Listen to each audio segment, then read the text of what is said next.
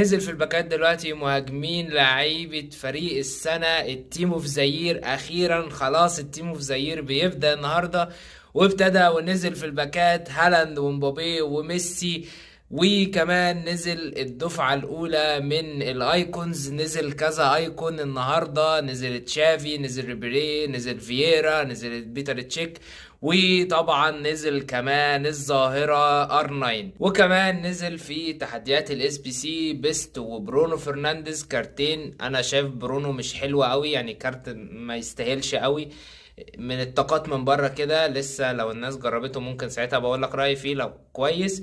وجورج بيست نازل جامد جدا، واخد ابجريد في السكيل موف، واخد ابجريد في الويك فوت. فحلو السكيلز، يعني النجوم بتاعته الستارز بتاعته كويسه، والطاقات بتاعته حلوه، ولكنه بمليون و600. استنى ما تبداش في اي اس بي سي دلوقتي لحد ما نشوف كل اللعيبه اللي